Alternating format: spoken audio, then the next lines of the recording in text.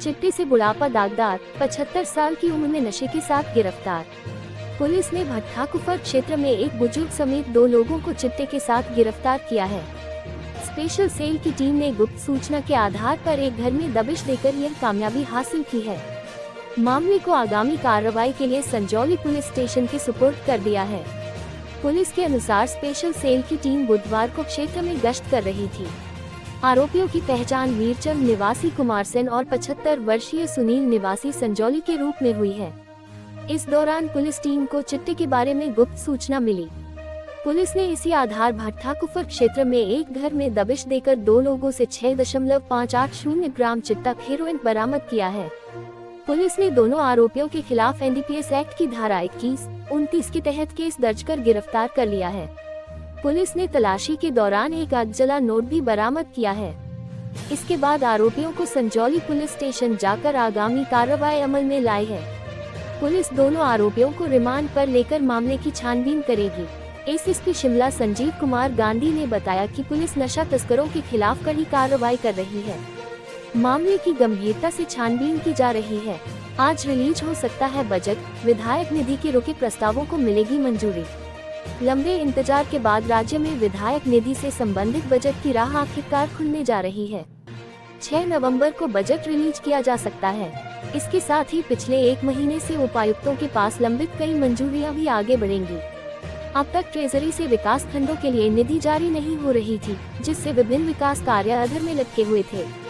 वित्त विभाग ने विधायक क्षेत्र विकास निधि (NLA) के तहत स्वीकृत योजनाओं के बजट को रोक रखा था। इसका सीधा असर जमीनी स्तर पर चल रहे कार्यों पर पड़ रहा था। विभिन्न विभागों विशेषकर पंचायतों, लोक निर्माण, जल शक्ति और शिक्षा विभाग की परियोजनाएं मंजूरी के बावजूद शुरू नहीं हो पा रही थी।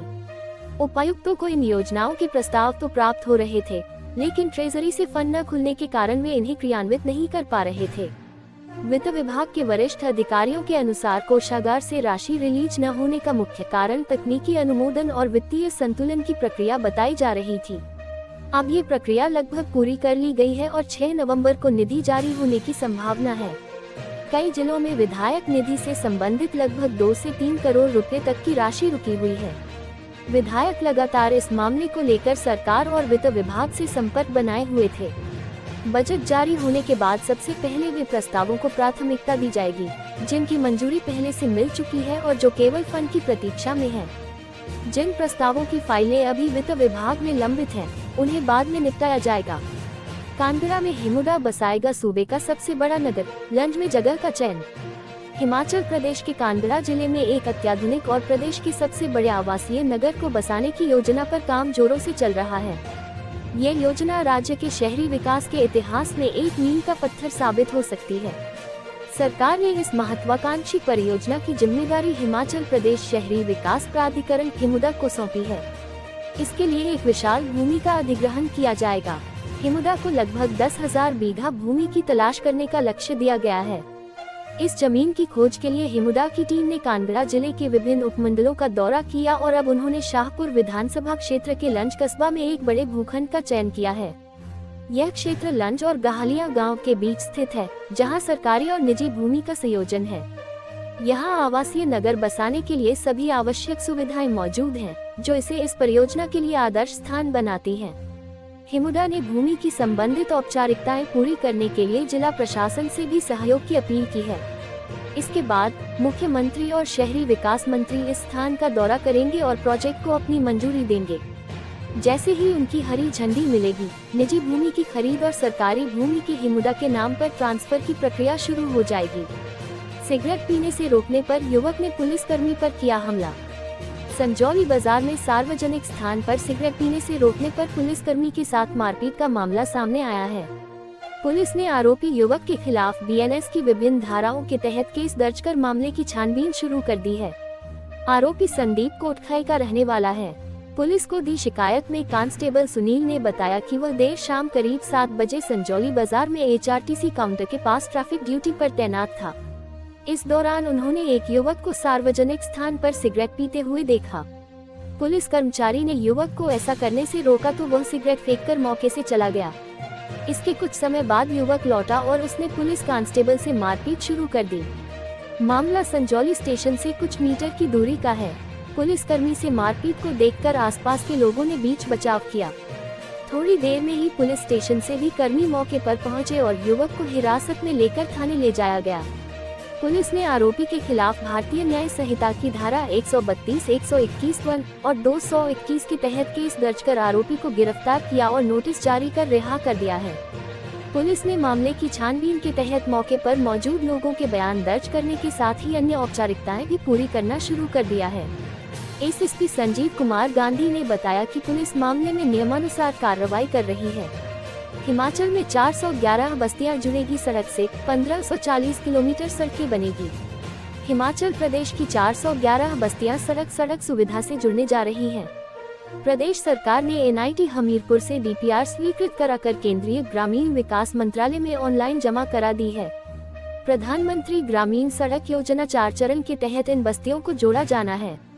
वर्ष 2011 की जनगणना के आधार पर 500 मीटर के दायरे में 250 आबादी वाली बस्तियों को इस सुविधा से जोड़ा जाएगा। इन सड़कों के निर्माण के लिए केंद्र सरकार से हिमाचल को 2300 करोड़ रुपए की राशि जारी होगी। मैदानी क्षेत्रों में 500 और पहाड़ी राज्यों के 250 आबादी वाले गांव को इस योजना में लिया गया है। अगले साल हिमाचल में इन प्रोजेक्टों के लिए राशि जारी होनी है। हिमाचल सरकार की बीते बुधवार को केंद्रीय ग्रामीण विकास मंत्रालय के सचिव के साथ इन प्रोजेक्टों को लेकर वर्चुअल बैठक हुई। इसमें ये सारी बातें डिस्कस हुई हैं। प्रदेश सरकार ने सड़कों निर्माण आने वाली फॉरेस्ट क्लियरेंस और लोगों की जमीन की क्लियरेंस करने के बाद ही डीपीआर केंद्र सरकार में जमा कराई है। इसके अलावा इन प्रोजेक्टों को लेकर जो आपत्तियां थीं, इन्हें मंगलवार को हिमाचल अधिकारियों ने वर्चुअल बैठक में केंद्रीय मंत्रालय के सचिव से क्लियर किया। हिमाचल प्रदेश में अगले वर्ष 2026 चरण 4 के तहत हिमाचल को करोड़ों की राशि स्वीकृत की जानी है। हिमाचल सरकार को ये राशि फेज वाइज मिलेगी। हिमाचल में 411 बस्तियों को सड़क से जोड़ने की डीपीआर केंद्र ग्रामीण विकास मंत्रालय में जमा करा दी गई है। हिमाचल में सड़कों का जाल बिछाया जा रहा है। पहले 500 आबादी वाले अब 250 आबादी वाली बस्तियों को सड़क से जोड़ा जाएगा। बरसात खत्म होते ही हिमाचल में 25% तक घट गया बिजली उत्पादन। बरसात का मौसम खत्म होते ही हिमाचल प्रदेश में बिजली उत्पादन में गिरावट दर्ज की गई है। प्रदेश में जल विद्युत परियोजनाओं से रोजाना उत्पादन 25% तक घट गया है। जहां बीते माह तक राज्य में औसतन 350 लाख यूनिट बिजली का दैनिक उत्पादन हो रहा था, वहीं अब ये घटकर 250 से 260 लाख यूनिट प्रतिदिन रह गया है। हिमाचल की अधिकांश जल विद्युत परियोजनाएं बरसाती जल स्रोतों पर निर्भर हैं। मानसून की समाप्ति और नदियों में जल स्तर घटने के कारण टरबाइन पूर्ण क्षमता से नहीं चल पा रही है। नतीजतन प्रदेश में बिजली की उपलब्धता पर असर पड़ा है। तापमान में गिरावट और ठंडक बढ़ने के साथ प्रदेश में बिजली की मांग 330 से 340 लाख यूनिट प्रतिदिन तक पहुंच गई है। घरेलू उपभोक्ताओं द्वारा हीटर, गीजर और अन्य उपकरणों के इस्तेमाल बढ़ने से खपत लगातार बढ़ रही है।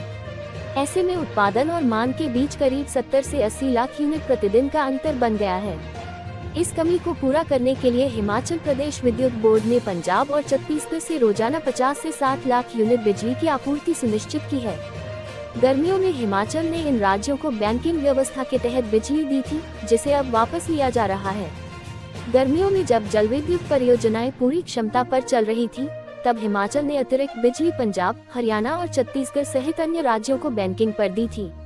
अब इन राज्यों से वही बिजली वापस ली जा रही है ताकि मौजूदा मांग पूरी की जा सके। लोअर बाजार में पुराने भवन की दीवार गिरी, मचा हड़कंप।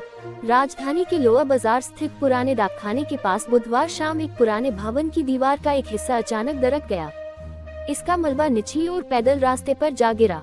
अचानक भवन की ऊपरी मंजिल से मलबा गिरता देख मौके पर अफरा तफरी मच गई। गनीमत रही कि दीवार के गिरने से कोई बड़ा हादसा नहीं हुआ।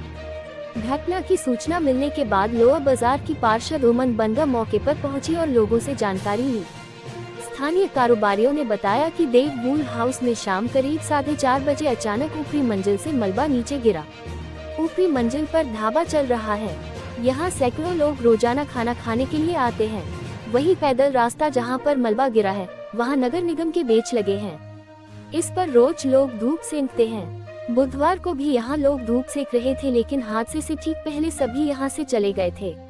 अचानक दीवार ढहने से आसपास के लोगों में डर का माहौल बना रहा। घटना के बाद इस पैदल रास्ते को बंद किया गया। यहाँ से मलबा हटाया गया। पार्षद ने बताया कि मौके पर और नुकसान न हो, इसके लिए दीवार की मरम्मत की जाएगी।